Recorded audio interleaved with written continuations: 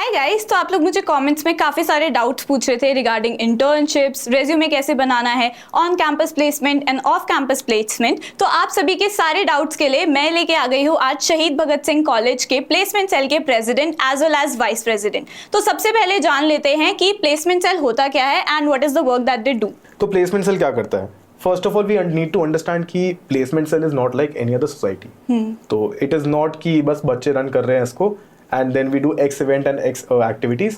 That is not what placement cell does. It is a cell that works very closely with the college authorities, and basically it is our job to become the communication bridge between the students and the companies that come for the placement process. So हमारा essential काम तो ये होता है, and इसके अंदर it also includes talking to HRs of companies to get them on board for placements and negotiating on the basis of students and making sure the process is going smoothly and everything. So that is what essentially placement cell does. Placement cell, अब इसमें भी दो तरह के functions होते हैं। एक तो ये हो गया जो ऑनलाइन आउटरीच वाला फंक्शन हो गया, जिसमें हम आउटरीच कर रहे हैं कंपनीज को। दूसरा होता है स्टूडेंट्स के पार्ट पे भी होता है कि हम स्टूडेंट्स के साथ कनेक्टेड है, सारी इन्फॉर्मेशन वहाँ तक कन्वे कर रहे हैं। It's not only a one way process कि हम कंपनी के साथ कनेक्शन में है, यहाँ पे स्टूडेंट्स के साथ भी हम कनेक्शन में, जहाँ पे हम जो भी इन्फॉर्मेशन कंपनी से हमें आ रही है वो डायरेक्टली हम स्टूडेंट्स को फॉरवर्ड कर रहे हैं ताकि प्लेसमेंट ड्राइव स्मूथली चले। क्योंकि एट द एंड स्टूडेंट्स को हमें प्लेस करना है rather than just talking with the company then build a relationship. Okay, nice. So what do you think, placement cell का पार्ट होना एक कोई पर्क होता है लाइक फॉर द स्टूडेंट, वो ज़्यादा इंटर्नशिप्स एंड प्लेसमेंट में एक लाइक अपर एज मिलता है या नहीं? So I would say 100% it is a perk. I'll tell you why. So first of all, it is essentially networking. हम बहुत ज़्यादा सुनते हैं कि networking is very essential of you and everything. So what happens is that when you are in constant communication with HRs of different companies, so let's say I'm talking to HR of Deloitte. Now it might be कि that particular HR needs someone in their team and एक ही opening है, and they don't want to go through the whole campus hiring process, and बहुत simply they might just offer you a position then and there because they have been in contact with you, they know how you work, everything. So बहुत simply ऐसी भी चीज़ें होती है. This is rare, but this happens. And secondly, you get the confidence. You get the confidence to talk to people outside. You don't get intimidated when you're talking to someone at a particular stature. So that is why it is very much beneficial. And secondly, there is obviously the benefit when you are in the final year or penultimate year of whatever you are pursuing. What happens is that you get the information beforehand.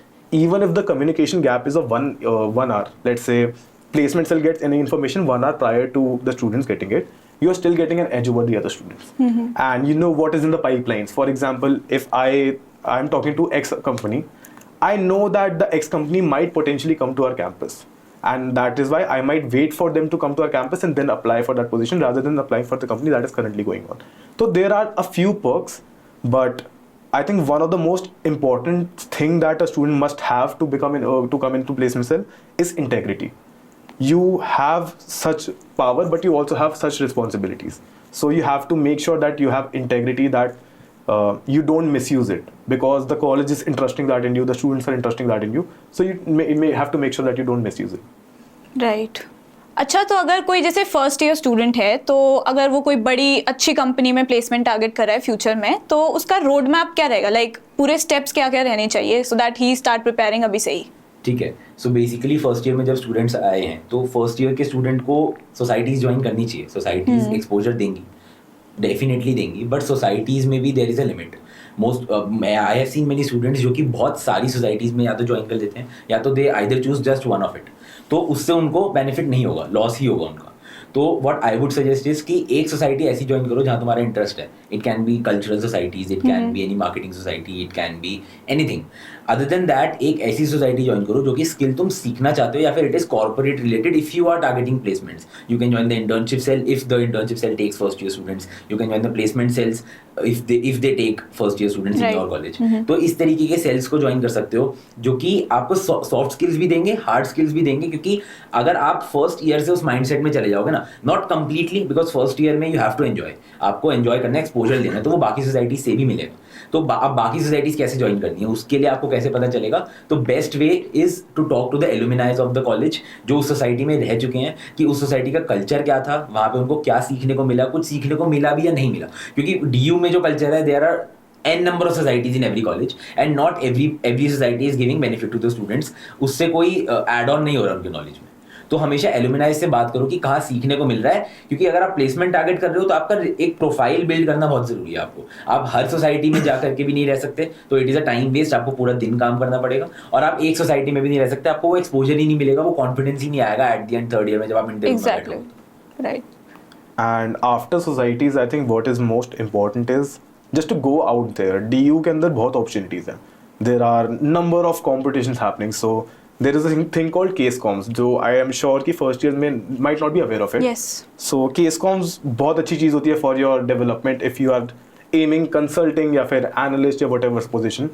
Even if you don't understand these positions right now, I think attending these competitions allows you to get that exposure to understand what you'll be doing after your graduation.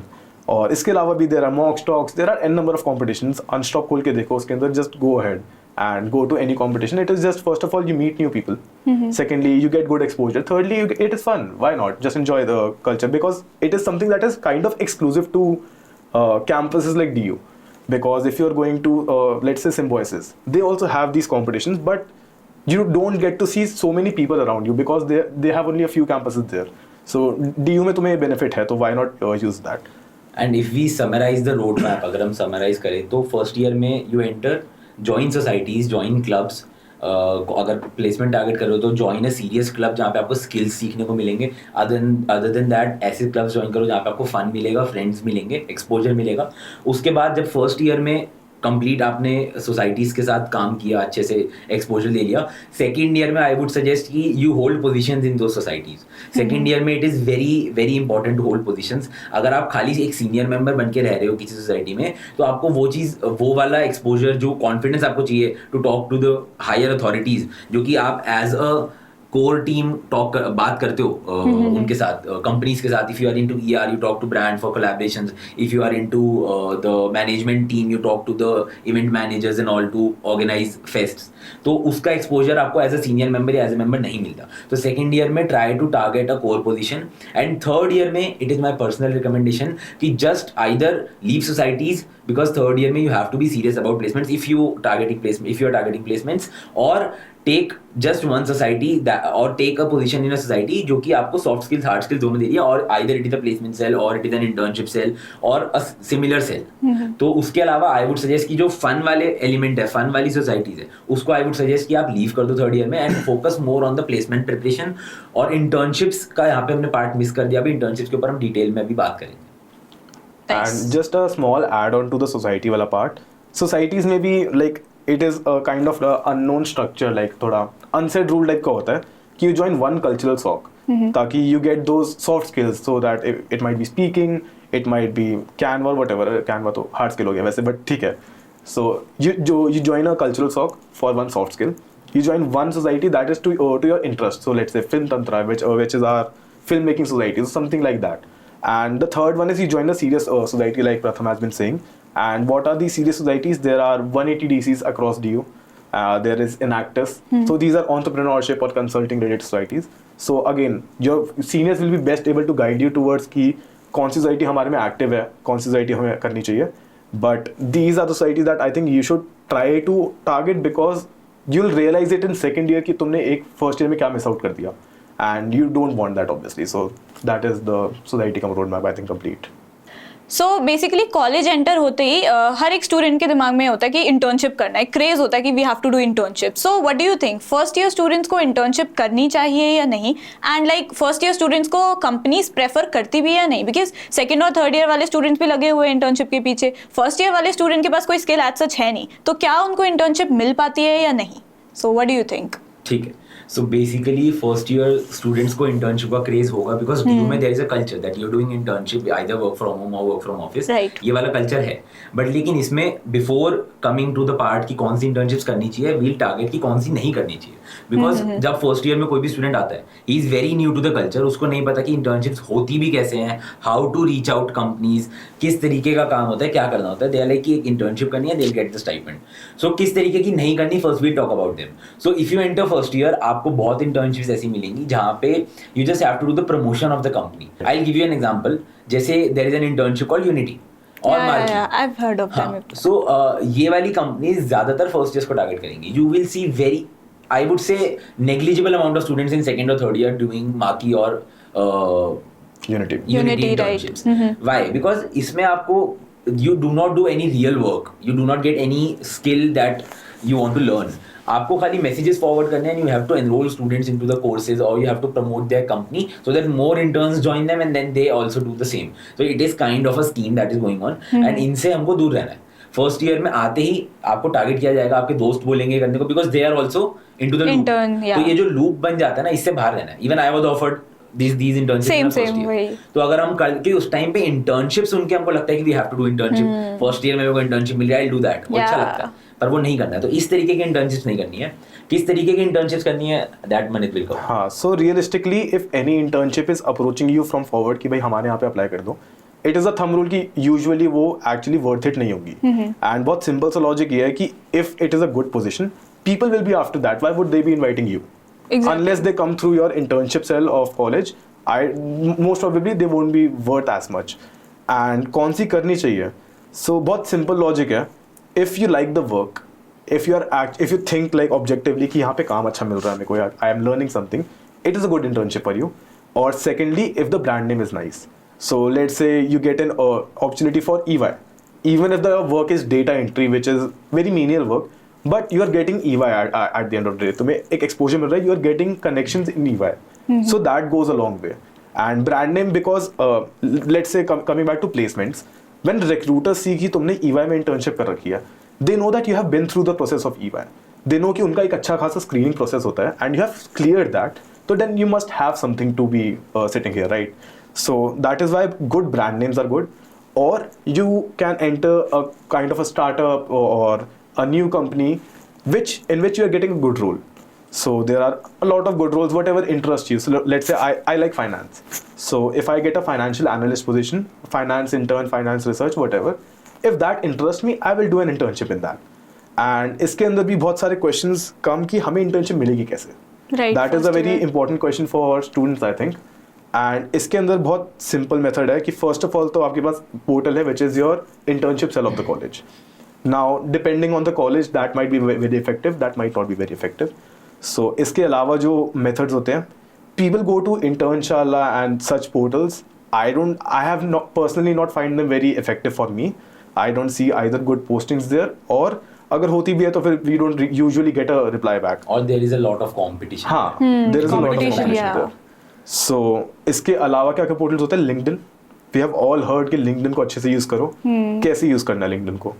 So what LinkedIn essentially is it is Instagram but for professional people.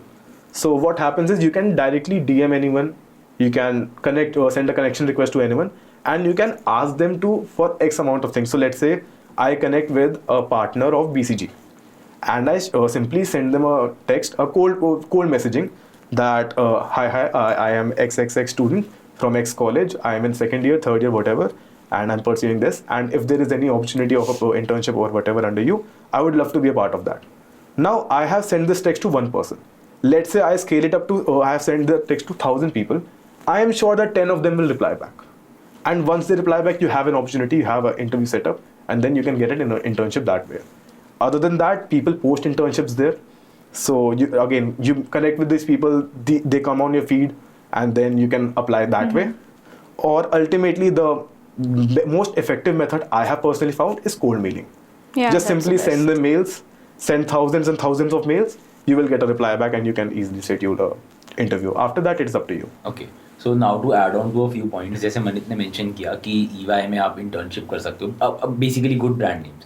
So for first years, I would say कि इस तरीके का brand name मिलना बहुत मुश्किल है. You're required to have a very good resume, a profile जहाँ पे आपके पास position और responsibility थे, जो कि हमने पहले cover किया था कि आप core positions target करो. Until you do not have them in your resume, I don't think companies will look at your resume and they'll see कि हाँ किस basis पे वो आपको select करेंगे. उनके पास कोई वो नहीं है. You do not have managerial skills, you do not have any case comp in your resume, तो आपका selection मुश्किल है. And first years में students are trying for case com, students are trying to get a core position, तो I would say उसके बाद it is better to apply, start applying early if you are very focused. But yes, आपको internships चाहिए, आप ढूंढ सकते हो, but good brands में फर्स्ट ईयर में मिलना मुश्किल है. जो तरीका मनित ने बताया, they are very very effective for second years and third year. आप कोल्ड मेलिंग करो, लिंक्डइन से टारगेट करो. LinkedIn is effective for first years as well, I would say, because in first year also students जो if they are finding internships and if there is somebody in a XYZ company and he wants a personal intern for them, so they might hire him or her for research work, they might hire him or her for the HR work if if or she wants. तो इस तरीके से आप tap कर सकते हो, but first year में good brand name मिलना is very rare. So essentially एक चीज जो हमें अंडरस्टैंड करनी पड़ेगी is कि for any internship, like no matter how you are applying, it is usually right person at the right time. So the timing is very important because it might just be कि let's say I am a partner at a firm and मेरे को बहुत immediately अपने under एक intern चाहिए and I open my mail and I see कि एक X इंसान from X college ने मेरे को मेल कर रखा है and they are eager to come to an internship with me. I might just schedule a call and then take him up as my intern. This is the very real case. तो it is most importantly timing वाला factor होता है, तो consistently ये apply करना is very important in this case. हाँ, so if you just cold mail a group of 500 people and then you leave it, आपने एक साल तक उसमें follow up नहीं दिया, कुछ नहीं किया, तो you might not get an internship. But if you follow up because you are in your first year and आप eagerness show कर रहे हो to join a company, तो that is a sign that yes, you are hardworking and you want that. तो recruiter might reply कि that the student is eager, I should look into him, I should take an interview and then we'll decide. इस तरीके से chances ज़्यादा होते हैं. Also Manit ने जैसे मेंशन किया, अभी मैंने भी मेंशन किया कि आप कोल्ड मेलिंग करो, आप कनेक्ट करो, 500,000 लोगों के साथ कनेक्ट करो, तो that is also not very possible for everybody. लोगों को नहीं पता होता कनेक्ट कैसे करें, इतना बड़ा डेटाबेस कहाँ से लाए. Database is a very big issue. तो डेटाबेस किसी को मिलेगा नहीं कहीं पे. आइदर योर प्लेसमेंट सेल और internship cell can help you with that if you want a list of few recruiters, although that is also very confidential because they cannot share a direct recruiter database with the students because otherwise students will call the recruiters and disturb them. तो वो mid process relationship खराब होता है. तो they cannot do that. So you have to make your database on your own. Either look for it online. There are a lot of people on LinkedIn sharing databases. You can ask them for the database that they used to get their internship. Or what you can do is you can use Chrome extensions. Now there are n number of Chrome extensions जो आप LinkedIn profile के ऊपर लगा सकते हो. That there is a Chrome extension getemail.io. It is a very easy Chrome extension to use. आप simply उसको apply करो and then you go to a LinkedIn profile of anybody on LinkedIn and उसके ऊपर आप when you open the UI, तो सामने profile पे where you get the connect वाला option, you also get an option to get their email. You just click it and you have their email in a box there. So you can just copy and paste it in an Excel file and you can create an Excel file. It will take time. Chrome extension से आपको time लगेगा, but लेकिन हाँ एक database prepare हो जाएगा. अगर आप हर हफ्ते 50 या 100 मेल भी निकाल रहे हो तो 2-3 हफ्ते में आपकी 200, 300, 400 मेल जमा हो जाएगी. And then you mail merge everybody. Now mail merge is also very new concept for people.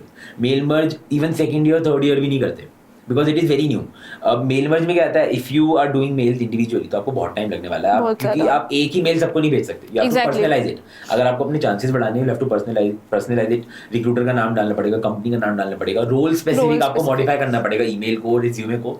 तो आप ड्राफ्ट बनाओ and there is an option in Google Gmail पे जहाँ पे आप सीधा मेल मर्ज कर सकते हो एक्सेल फाइल के थ्रू. आप एक्सेल में सारे कॉन्टैक्ट्स डालोगे and there is a button. आपको गूगल पे सर्च करना, यूट्यूब पे वीडियो देख लेना, 10 मिनट के वीडियो में समझ आ जाएगा कैसे सीधा 500 लोगों को मैं मेल कर सकता हूँ विद अ स्पेसिफिक फॉर्मेट जो कि सबके लिए पर्सनलाइज्ड है. हाँ. तो ये भी एक बहुत अच्छा टूल है लोगों को रीच आउट करने के लिए. So realistically, if anyone is थोड़ा सा भी tech savvy, they can get thousands of email in 1 week because it is not that difficult. You can send out thousands of emails in 1 week because of this mail merge, and it is essentially बस थोड़ा सा तुम्हें time spend करना पड़ेगा on YouTube on how to do this thing.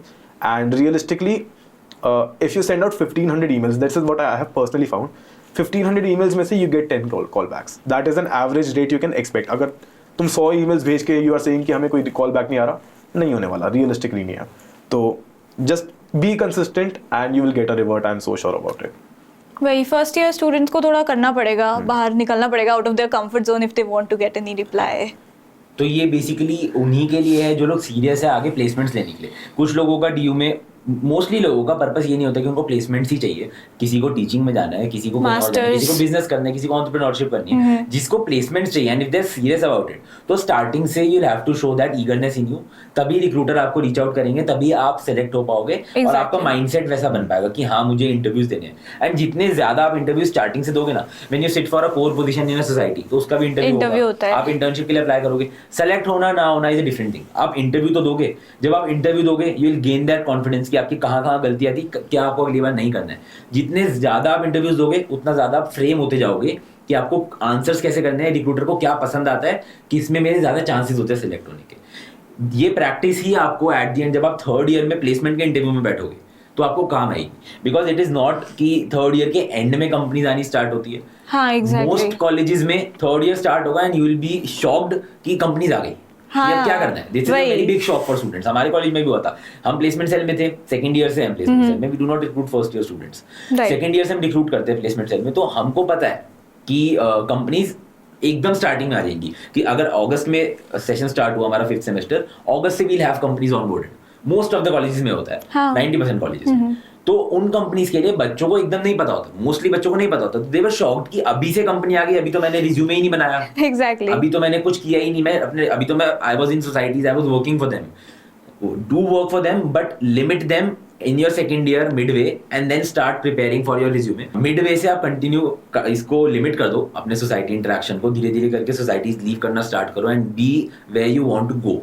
उस तरीके की societies में रहो जहाँ पे आपका इंटरेस्ट अलाइन हो रहा है, जो कि आपको लगता है कि आपने एक साल एक्सप्लोर किया, आप मार्केटिंग सोसाइटी में थे, आप एंटरप्रेन्योरशिप सोसाइटी में थे, आपको क्या चीज़ अच्छी लगी, क्या सीखने को मिला, किस फील्ड में जाना चाहते हो, उस सोसाइटी में रहो। बाकी सोसाइटीज को आप छोड़ दो, जहाँ पे आपके पास कोर पोजीशन है वहाँ रहो ताकि आपका रिज्यूमे बिल्ड हो, बाकी चीज़ें छोड़ दो and focus on placement preparation. So you just mentioned resume and I had a lot of comments regarding the same as well कि resume कैसे बनाएं, क्योंकि first year students या in fact second year students को भी idea नहीं होता है, and third year में out of nowhere they're like oh my god we have to create a resume, and like internships के लिए भी in fact we have to create resumes। तो resume कैसे बनाएं कि हम stand out करें बाकी candidates के मतलब according, and in fact we have heard of the term ATS friendly, so I would like you to cover that as well। So first of all, realistically third years को भी idea नहीं होता resume कैसे बनाएं। Yeah, that बहुत realistically बता रहा हूँ मैं, personal experience। So yeah, coming to how you build your resume, I think it is something that you should be doing side by side, not कि second year के बाद अब हम आज बैठेंगे resume बनाने, ऐसा नहीं करना चाहिए। जब से तुम कुछ ना कुछ काम शुरू कर रहे हो, you should start building your resume and तब से तुम edit करते रहोगे, ठीक है। Now how do you build your resume? There are ample of formats online कि CV format, CV template etcetera, बहुत सारी वेबसाइट्स करती हैं सब। रियल किसी पे नहीं आना चाहिए। I think you should contact your placement cell. Almost every placement cell has their own format कि किस फॉर्मेट में हमें अपना रिज्यूमे चाहिए। So get that template. Even if you are a first year student, you can contact anyone from the placement cell and they will give you the template. And if your college does not have that template, किसी और college से मंगा लो। If you have a friend in for example SRCC, I know for a fact कि SRCC का एक resume template है which is good enough, then you can contact them and you can ask them for the template and anything like that. So first of all तुम्हारे पास अब template आ गया। अब उस टेम्पलेट में there will be headings and basically it will be essentially कि एक puzzle की तरह होगा। You will just have to fill in the certain blanks and then you will have your resume ready. अब इसके अंदर सबसे पहले on the top you get your education and qualification. Now that is where you write your GPA and your 12th marks, your 10th marks, etc. Academic जो भी तुम्हारे हो रहा है अभी तक का scores, you mention it that there. Then you have one heading is internships. If you have done your internship, you mention it there. You mention 2 or 3 pointers कि क्या क्या किया है तुमने उसके अंदर. And these have to be like quantitative pointers कि if I have worked as a data analyst at, for example, Paytm, then मैंने 13 million users का data संभाला है. So adding that number is what makes it ATS friendly. Now what is ATS? ATS is basically a score that is given to your resume, and it is something that companies use when they get bulk applications. So they just put it into computer. They set a limit कि we want 90 above ATS के resume हमें दे दो, and then they get filtered out by computer automatically, and then CVs come out. So one misconception that I would like to clear is कि ATS depends on what content you have in your CV. It is थोड़ा बहुत true, but not completely true. If I have not done any internship and Pratham has done 3 internships, it still might be कि मेरा ATS इससे better आ रहा है. बहुत simply because it is more about the structure of your CV. It is what is present in that and what is essentially missing. So, like I said, numbers use करने होते हैं. Power verbs use करते हैं हम सब to start a sentence. We use power verbs like if you are heading a particular society as a POR, you write spearheaded the particular society with 15 members or whatever. So these small things help you increase your ATS score, which essentially helps you increase the chances of you getting placed. And इसके लिए there are multiple websites to check. I personally find Resume Worded करके एक website है to be very accurate. I personally use that. तो वहाँ से कर सकते हैं. Coming back to CVs. अब लाइक आई मेंशन एक हेडिंग आपके एकेडमिक क्वालिफिकेशंस होगी, सेकंड इज इंटर्नशिप्स, उसके अंदर you note down your internships, third is usually your projects. So इसके अंदर तुम पर्सनल प्रोजेक्ट लिख सकते हो कि I have done a particular startup मैंने ट्राई किया, या फिर I have been selling X thing, और for example for some people it might be influencing कि हमारे एक्स अमाउंट ऑफ सब्सक्राइबर्स है, फॉलोअर्स हैं इंस्टाग्राम पे, they all come under your projects. इसके अलावा also there are projects that you do with companies. So let's say हमारे college में there is a Marksoc, which is the marketing society. So they do collaborations with particular brands and companies, and उनके साथ तुम project करते हो. Similarly, 180 does projects, NSS, Enactus, a lot of societies does that. That is why it is important to join a serious society in your first year, so that you add these particular brand names or these particular experiences in your resume. And after your projects, there is your competitions and basically whatever you have achieved, achievements. So it could be your case comps, it could be debating, it could be mock stocks. ये तो तुम्हारी academic हो गई. इसके अलावा it could be anything कि तुमने certifications करी हैं, so courses वगैरह आ गए यहाँ पे कि भाई I am intermediate level at Excel or anything like that those can come under here. And I think इसके अलावा there is nothing else. Now coming to the X factor की सीवी को हम अलग सा कैसे बना सकते हैं. So I think what most people do wrong is follow the template to the point. अब तुम्हें टेम्पलेट मिल गया, हमने उसके अंदर अपनी सारी चीज़ें डाल दी, you don't have to follow it to the point. What you can do is you can customise it to fit your particular CV. So margin छोटे कर दो, इंक्रीज द स्पेस. अगर तुम्हें स्पेस नहीं मिल रही अपनी इंटर्नशिप को डिस्क्राइब करने के लिए, उसके लिए स्पेस इंक्रीज कर दो. अगर इफ यू थिंक कि मैंने प्रोजेक्ट्स में कुछ ज़्यादा रेलिवेंट नहीं करा हुआ, उसका स्पेस छोटा कर दो. As simple as that. These things do impact because first look से तुम्हें पता लग जाएगा कि इसको हमें आगे लेके जाना है प्रोसेस में या फिर नहीं लेके जाना. So I think these are the things that you have to focus on. इसके अलावा बहुत स्मॉल डिटेल्स होती है कि if you have added your LinkedIn का link, make sure it is clickable. If you have added your email ID, make sure it is clickable. तो बहुत simple चीज़ें होती है, बहुत छोटी चीज़ होती है, but these are the points that a person who is recruiting actually looks for. And उनको जब दिखता है तो they see the added effort and they actually have a positive response toward that particular CV. And इसका I'll give you an example कि CV में कभी भी typo नहीं होना चाहिए. Right, no errors. When I personally did an internship at Zomato, so what happened was कि मेरे CV में एक typo चला गया. तो what CV they had, उसमें मेरा email ID में typo था. तो मेरे को जो mails उनकी साइड से आ रहे थे, I wasn't receiving them. तो I had to call them every day कि what is happening, and they were confused कि why is he calling every day to ask for updates. हम तो मेल कर ही नहीं अपनी साइड से. तो फिर मेरे को क्लैरिफिकेशन मिला कि अच्छा हाँ, मेरे रिज्यूमे में ईमेल आईडी गलत था. तो ये मैं पर्सनली फेस कर चुका हूँ, जो कि मुझे नहीं होना चाहिए था ऐसा. Being into the placement cell मुझे पता होना चाहिए था, बट स्टिल मेरे से गलती हो गई. तो बच्चों से हो जाता है, वो टाइपो रह जाता है. इसीलिए हमेशा टाइपोस के लिए आप ATS चेकर को चेक कर लिया करो, ठीक है. And as Maneet mention, it is not a one day thing कि आप रिज्यूमे बना रहे हो. ये पूरा ग्रेजुअल प्रोसेस है. सारे स्टेप्स अभी स्टार्टिंग से पॉडकास्ट में हमने जो भी डिस्कस किए, सेक्शंस जो हमने बताया आपको, तो आप जिस भी सोसाइटी में जा रहे हो, it is going to impact your resume. आप जिस भी इंटर्नशिप में जा रहे हो, it is going to impact your resume. कुछ स्टूडेंट्स के लिए at the end of the year, जब वो थर्ड ईयर में आ रहे हैं, स्टार्ट कर रहे हैं अपना, जब वो इंटरव्यू की प्रिपरेशंस करेंगे, तो उनको ये लगेगा कि यार मेरे पास तो रेलेवेंट इंटर्नशिप्स ही नहीं है. और कुछ को ऐसा होगा कि मेरे पास तो इतनी सारी इंटर्नशिप्स है कि मैं रिज्यूमे में जगह नहीं है. तो ये वाली प्रॉब्लम भी नहीं होनी चाहिए. डू ओनली रेलेवेंट, क्योंकि फिर आपका टाइम वेस्ट हो. आपने 6 इंटर्नशिप्स कर ली and now you are only able to add 3 और 4. तो फिर वो 2 इंटर्नशिप्स आपको पहले ही सोच लेना चाहिए था कि यार ये चीज़ थर्ड ईयर में मैं ऐड ही नहीं करूँगा, तो मेरे को नहीं करनी चाहिए. If you are not into video editing, आपको वीडियो एडिटिंग नहीं करनी फ्यूचर में, और आप वीडियो एडिटिंग में कोई इंटर्नशिप कर लो, तो आपको पता है जब आप प्लेसमेंट में बैठोगे, आप ऑडिट प्रोफाइल के लिए बैठ रहे हो, तो आप वो चीज़ ऐड ही नहीं कर पाओगे. तो फिर कोई पॉइंट ही नहीं है उसको करने का ना. If you are doing it for some money, कोई रेडी कैश चाहिए आपको, थोड़ा सा टाइम लग रहा है, then that is fine. But आप ये सोच के कर रहे हो कि मैं रिज्यूमे में डालूंगा, पर आप एंड में रियलाइज करो कि यार मैं जो प्लेसमेंट टारगेट कर रहा हूँ उसमें तो वीडियो एडिटिंग का कोई रोल ही नहीं है. तो ऐसी इंटर्नशिप्स को पहले ही स्किप कर दो. और जिन बच्चों के साथ ये इशू आ रहा है कि इंटर्नशिप्स इतनी है ही नहीं कि ऐड क्या करें, तो उनके लिए बेटर ऑप्शन ये है कि फिर प्रोजेक्ट्स पे वर्क Project करो, अपनी societies. सोसाइटी के अंदर प्रोजेक्ट्स पे वर्क करो, अलग अलग प्रोजेक्ट्स का पार्ट बनो. ऑल्सो एक चीज जो हमने मिस कर दी इससे पहले, that is some NGO work और some government related social 100%. Work, right. Social work होना बहुत जरूरी है. Either do it with organisation, जैसे बहुत सारी ऑर्गेनाइजेशंस है, I have heard a few names outside the, जैसे आरएम ऑर्गेनाइजेशन है और भी बहुत सारे है, पहचान करके एक एनजीओ है. तो इन एनजीओज में you should start working since your first year only. Third year में आपको टाइम नहीं मिलेगा. If you are very much into social work तो आप करोगे, तब भी आपको अच्छा लगता है तो आप करोगे. बट लेकिन किसी को ऐसा है कि उसको रिज्यूमे के लिए चाहिए, start working from first year second year तक करो. थर्ड ईयर में आपको टाइम नहीं मिलेगा. क्यों? इसके बहुत बेनिफिट्स है.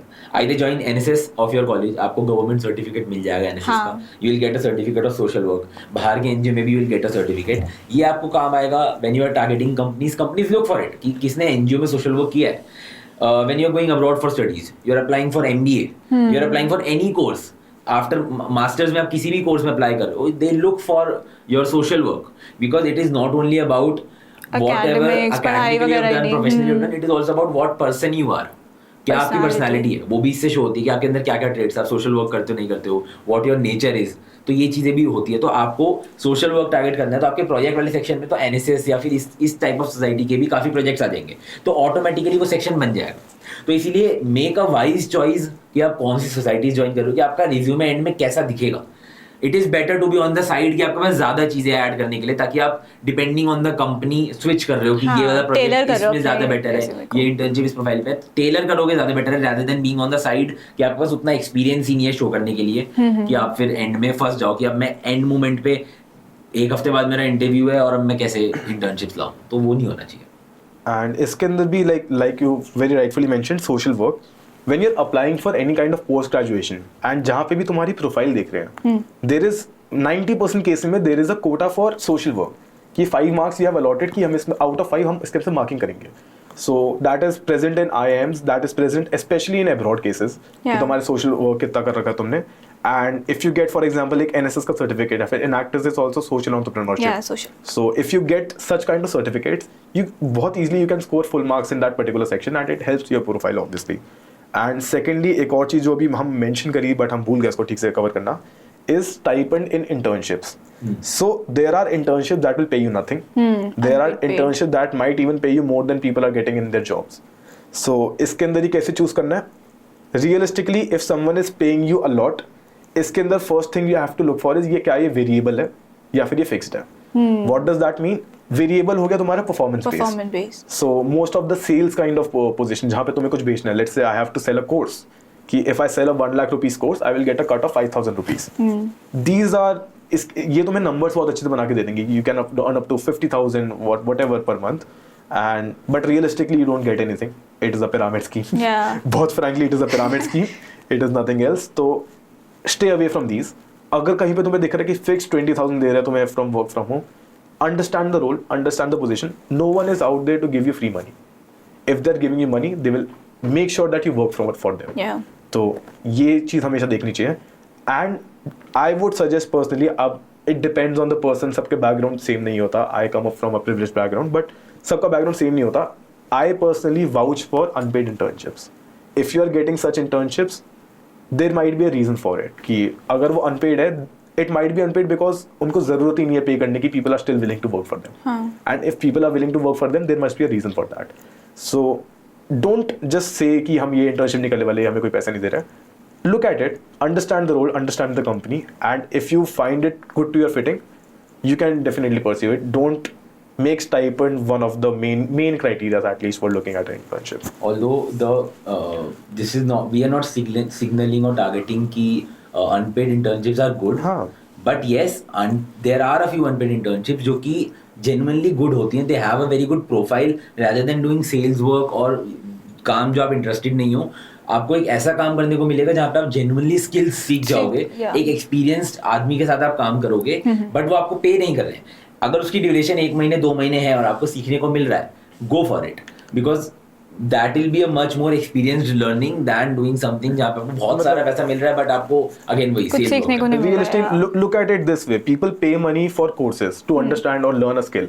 You might not be getting paid, but you are getting that skill, right? And you are getting that skill better than you will ever learn from courses because practical है. As simple as that. तो इस तरीके से कभी सोच के देखो and just don't neglect unpaid internships कि भाई ये तो पैसे नहीं दे रहे, हम नहीं करने वाले हैं, बहुत सिंपली। सो कुछ ऐसी 2 से 3 गलतियां जो फर्स्ट ईयर या सेकेंड ईयर स्टूडेंट सबसे ज़्यादा करते हैं and you think that they should stop that, तो कुछ भी अगर आपके दिमाग में हो तो बताओ। सो आई थिंक जो फर्स्ट मिस्टेक या फिर फर्स्ट डाउट आता है किसी भी स्टूडेंट के माइंड में इज कि should I focus on my extra curriculars like CV building and etc. or should I focus on my academics because ultimately it is college. Yeah. You have to study, right? So I think इसके अंदर there is no right answer, but it is just कि maintain a balance. Make sure you're not flunking in classes. Make sure you have a respectable GPA, while you're also able to do competitions and build your CV and etc. So this is the first mistake I have seen people do.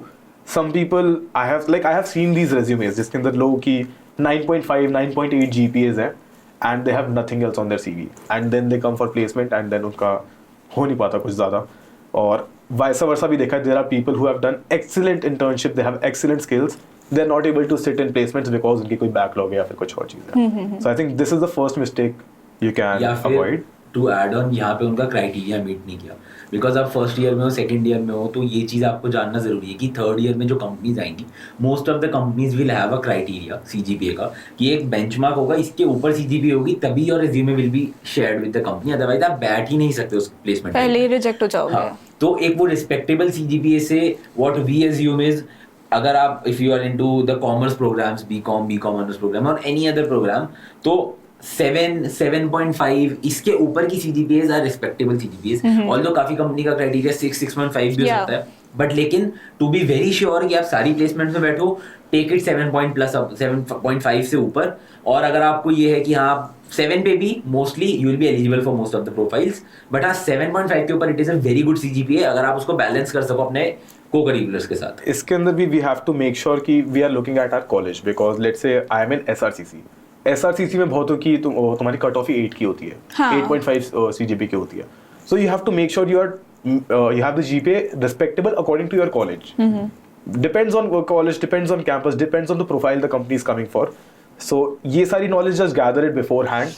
Make sure you have that particular CGPA and then you're working side by side without compromising your GPA. इसके लिए भी we would suggest कि अपने college के alumni से बात 100%. कि उनकी CGPA कितनी थी and were they able to sit into the placement drives, कि कौन सी कंपनी का कितना क्राइटेरिया था, because they have gone through the process, उनको सारी प्लेसमेंट ड्राइव्स का पता होगा Exactly. कि कौन सी कंपनी में कितनी GPA थी। तो जो कंपनीज तुम टारगेट कर रहे हो उसका तुम फर्स्ट ईयर से ही नॉलेज ले लो, लिंक्डइन पे कनेक्ट करो सीनियर्स के साथ कि कितनी GPA मेरे को रखनी चाहिए स्टार्टिंग से, क्योंकि अगर तुमने फर्स्ट सेकंड सेमेस्टर में अपनी GPA गिरा ली, उसके बाद तुम्हें चारों सेमेस्टर आगे के कम पड़ जाएंगे उसको बढ़ाने के लिए, क्योंकि तुमको बहुत ज्यादा GPA हर सेमेस्टर में लाना पड़ेगा। और स्टार्टिंग में वहीं अगर तुमने अच्छी GPA ले ली तो तुम्हारा अगर बीच में 1-2 सेमेस्टर में if you doing an internship और तुम्हारा GPA गिर भी गया तो कवर अप हो जाता है, बैलेंस हो जाता है। तो दिस इज वेरी इंपॉर्टेंट कि आप सीनियर से बात करो एंड पता लगाओ। सीनियर से बात करना इज रियली इंपॉर्टेंट। बच्चे ना शाय हो जाते हैं कि बात नहीं करनी है सीनियर से, आई डोंट नो, बुली कर देंगे या बोलेंगे कि कैसा सा सवाल पूछ रहा है, but they should actually connect with the seniors. बहुत कुछ सीखने को मिलता है। द थिंग इज DU में I have personally not seen bully culture. या एग्जैक्टली, बहुत अच्छे सीनियर्स थे, हमारे सीनियर बहुत अच्छे थे, हम बहुत अच्छे सीनियर्स हैं। थोड़े मजे ले ले तो अलग बात है,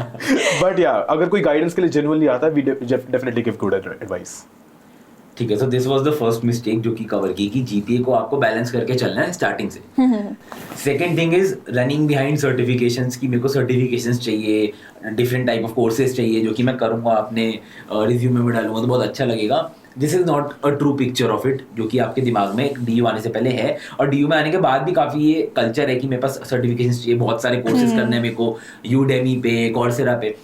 पर्सनली आई वुड रिकमेंड कि Udemy, Coursera के कोर्सेज तब तक अच्छे हैं जब तक वो तुम्हें कुछ सिखा रहे हैं, उनकी सर्टिफिकेशंस की एज सच कोई वैल्यू नहीं है, because they are easily accessible, anybody can do that. परसों मेरा इंटरव्यू है, मैं आज कोर्स खरीदूंगा और मैं अपने रिज्यूमे में डाल दूंगा कि मेरे पास ये सर्टिफिकेट है, तो this will never make your profile special, वो आपको एक डिफरेंशिएटिंग फैक्टर नहीं देगा। तो इस कोर्स को करके कोई फायदा नहीं होगा। अगर आप जेन्युइन कुछ सीखना चाह रहे हो और आप जेन्युइनली वो जो 20 घंटे का कोर्स है उसको फॉलो कर रहे हो, तो that is a different thing. And also ज्यादातर कोर्सेज में आपको वो चीज सीखने को मिलेगी नहीं जिसके लिए आप उसको फॉलो कर रहे हो। Exactly. आपको प्रैक्टिकल नॉलेज नहीं मिलेगा, आपको खाली थियोरेटिकल नॉलेज मिलेगा, and at the end they might be selling some other course inside that particular course. तो इसीलिए काफी चीजों में आपको केयरफुल रहना पड़ेगा। इवन यूनिटी का हमने एग्जांपल दिया, तो दे आल्सो क्रिएट कोर्सेज, वो आपको बहुत सारे कोर्सेज बना के दे देंगे कि you have to promote these courses, और आपको हम ये कोर्सेज फ्री में दे रहे हैं। हाँ तो this is a perk. But लेकिन क्या वो कोर्सेज आपके लिए यूजफुल भी है? मोस्टली नहीं है. 95% स्टूडेंट्स के लिए वो काम का ही नहीं है, वो उस चीज को देखेंगे ही नहीं.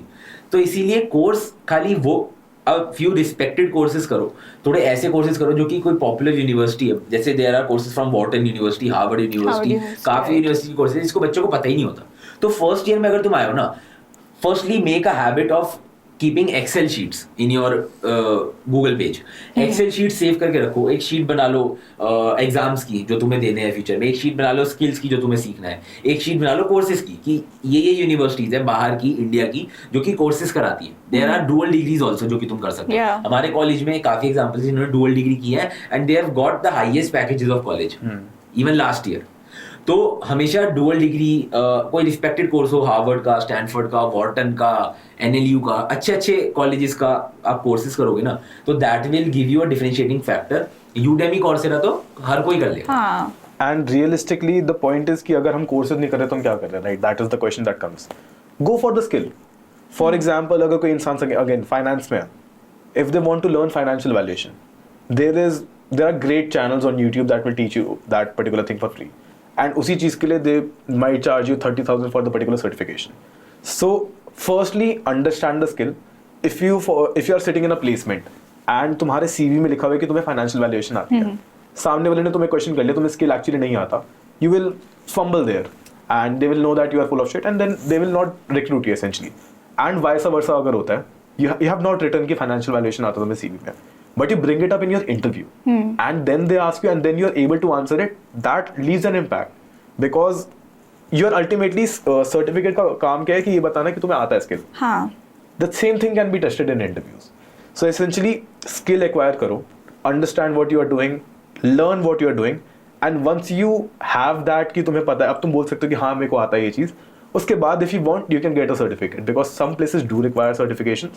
So for those particular things get a certificate, get it from Udemy, get it from Coursera, free में बहुत easily मिल जाते हैं and then you can write it in your CV and when it is brought up in your particular interview, you then can just answer it is very easily answerable for you. तो personally मैंने अभी तक 3 to 4 5 interviews दिए internships के लिए, उससे ज़्यादा ही दिए हैं. 4-5 तो मैंने इंटर्नशिप्स की हैं पर्सनली. तो जितने भी इंटरव्यूज मैंने आज तक दिए, किसी भी इंटरव्यू में उन्होंने डायरेक्टली जा करके ये नहीं पूछा कि सर्टिफिकेशंस के बारे में मेरे से. दे हैव आस्क्ड कि तुम्हारे पास ये स्किल्स है या नहीं है and if you have something to back it up. If you do not have a certificate to back it up, it doesn't matter. But if you have the knowledge, आप वहाँ पे ऑन द स्पॉट उनको prove कर सकते हो कि हाँ मुझे वो चीज़ आती है. तो they will not even ask for a backup कि आपके पास सर्टिफिकेट है, कि किस सोर्स से आप ये बोल रहे हो, बिकॉज आपको वो आता है तो they will not ask the source of it ना. तो इसीलिए it is important to learn the skills. तो जो आप डीयू में एंटर कर रहे हो और आपको लोग बोल रहे हैं courses, replace that word with skills. 100%. Exactly. And ये तो 2 points cover, right? So the third point, third mistake that a lot of freshers do, a lot of second years do, and I would say a lot of third years also do, is they forget to have fun. Yeah. See, it is college life at the end, right? You won't have this college life back. Masters करने जाओगे तुम अगर कह रहे हो, you won't have time there. बिल्कुल time नहीं होता. तुम्हारे पास UG का टाइम है, फन करो यार. बाकी सब तुम्हारा होता रहेगा. You can easily maintain a decent GPA, especially in DU. It is very easy, realistically. तुम side by side profile build कर सकते हो. उसके अलावा just do what you like. Make sure your college life is full of experiences, memories वगैरह. And just don't ऐसा मत करते रहो कि पूरे टाइम बस काम. Explore new things. Explore new things very much. And for a lot of people, Delhi is a new city. Yeah. They are not based out of Delhi. Explore Delhi यार. मैं दिल्ली का हूँ, मैंने तब explore नहीं किया. अभी तक हमने नहीं कर रखी है. Exactly. तो ये सब करो और attend, I don't know, theaters देख कर आओ, museums है बहुत सारा if you are into that. हाँ. बहुत सारी random चीजें होती रहती है, marathon होती रहती है if you want. So do these and make full of your college life, I would say. Third वाला point is very important. I think second year में मैंने ये गलती करी है personally. And third years के लिए I would say कि थोड़ा focus कर लो. Third years को focus करने की ज़रूरत है. But first और second years में make sure you are having fun.